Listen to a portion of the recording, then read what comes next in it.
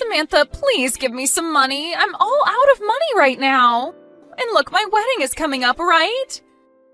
So right now, I'm in need of all the money I can get. Huh? Angie, you need money from me again?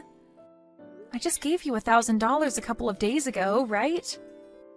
What did you end up spending all of that on in such a short amount of time? Do you really need all this money right now? Come on! You're my sister-in-law, yet you're going to question me now? You should know that being a newly married couple means spending lots of money.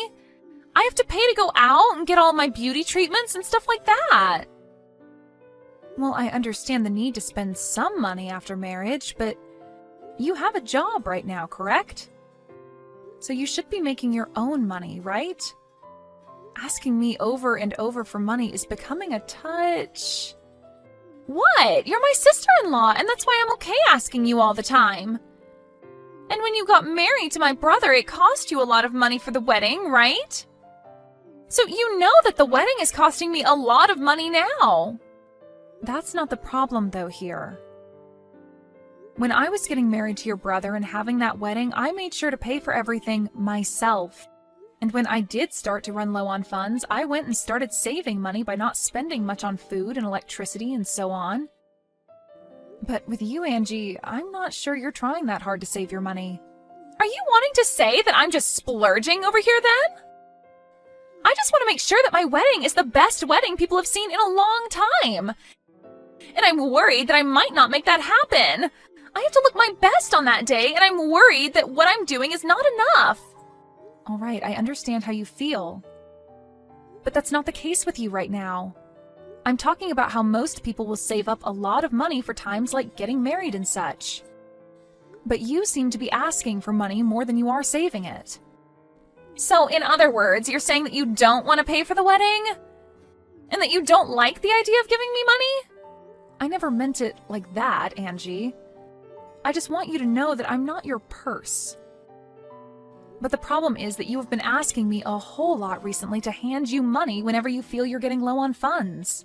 What's wrong with you? I never meant to use you like a purse. You just happen to have a lot of money, right? You saved up a lot and are also bringing in large paychecks every month. So you should have the money to help a poor little girl like me out, right? Well, Angie, the reason that I save so much money and make a lot of it is because I want it in case of emergencies. It's not all for me to give away to you, okay? I think it's time you start thinking about saving money more often and continuously for your future that might have kids and things like that. That's what I'm doing with myself right now. I want to be able to retire early in my life, so I've been saving up a lot of money now for that. Are you serious? But you're already 30 years old right now, right? Don't tell me you're thinking of kids or anything like that still. Do you even have the strength at your age to carry a baby? I wouldn't say things like that if I were you.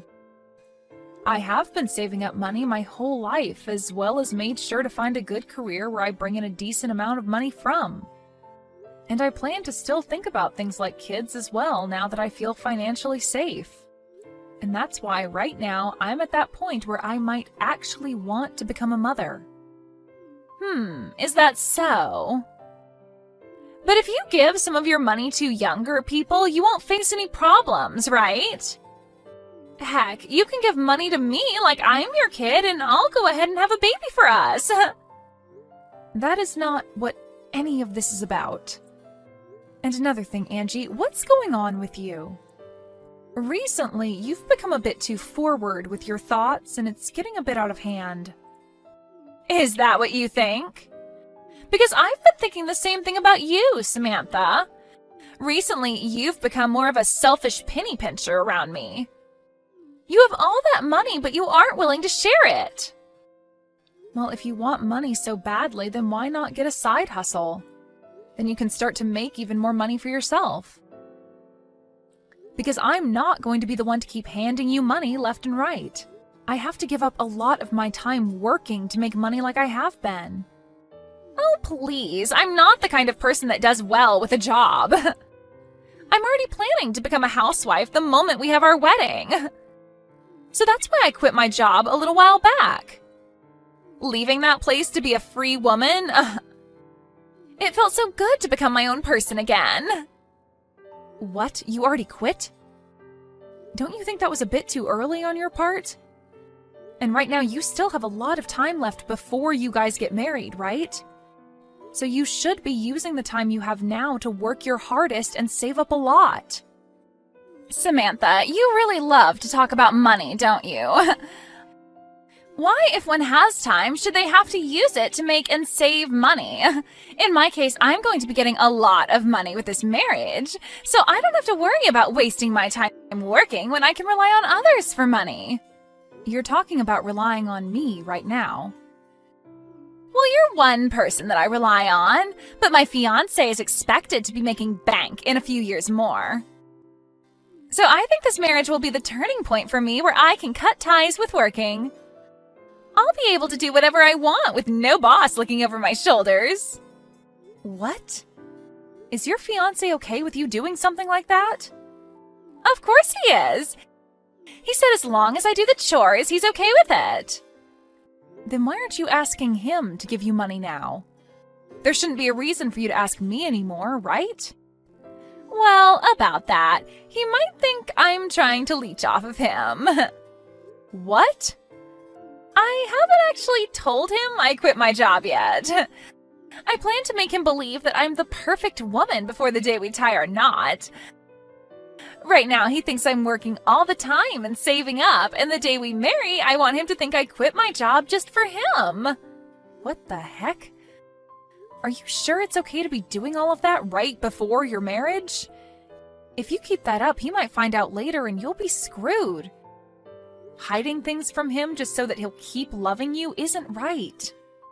Huh? What's up with you now? Are you getting jealous of me?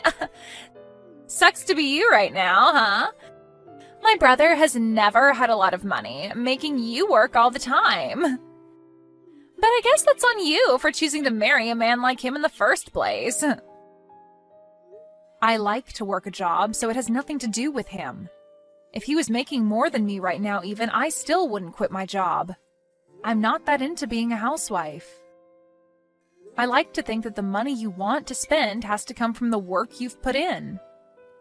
Oh, so you're one of those people. Women like that end up getting cheated on by their husband at some point and have to deal with that in their old age as well as with all the health issues they get after.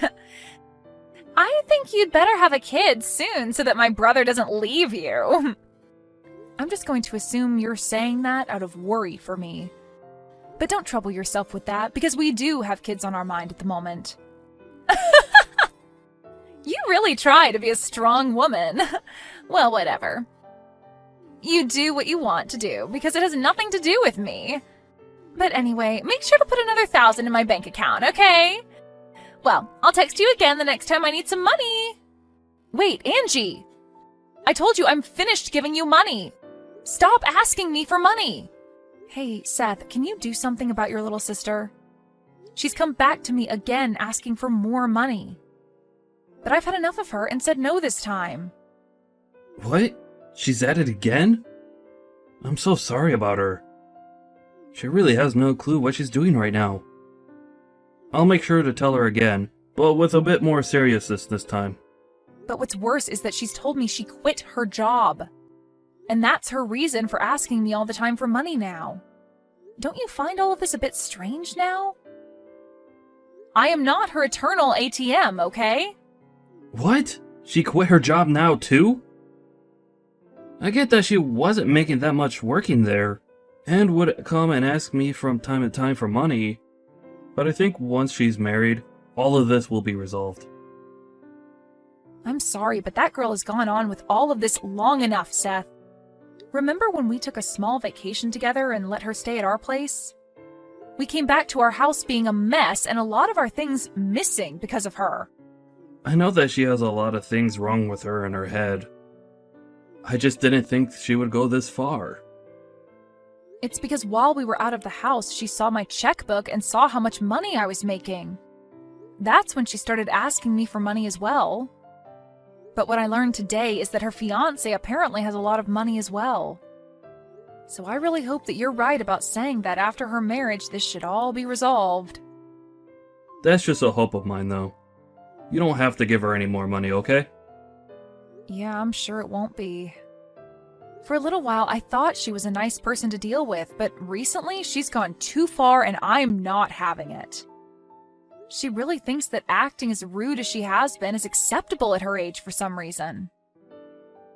I could see that. If we really have to, we can always cut ties with her after her wedding. Ah, and now that I think about it, I want to change the subject. Did you see we got a message saying that we are allowed to take out that loan on a new house? What? Get out of here! I never saw any message about that! Perfect! Now we can move out of this place! Absolutely. And about moving into a new house, to avoid having Angie come over at all when we're away, let's just keep our address a secret from her. How does that sound? Actually, I was thinking the same thing. Let's move out of here without telling anyone. Alright. Well then, let's end our rental agreement on this place once her wedding is over. And then we can get out of here. Alright, that sounds great. Samantha? Can you make sure to bring me $30,000 as my wedding gift today? If you can make that happen, then I'll never ask you for any more money. I'll allow this payment to be your way of celebrating my big day. What are you talking about? $30,000 is not an amount anyone would give on your wedding day. But I'm your sister-in-law, and it's normal for you to want to give me a large amount, right? If you don't end up bringing me that $30,000, then I'm afraid you won't be allowed to attend my wedding. I'm telling you that the $30,000 is not only a gift for me, but an entrance fee as well now. And it would be terrible if the family saw that you never showed up to my wedding. They might think of you as a stingy and selfish sister who doesn't care about us.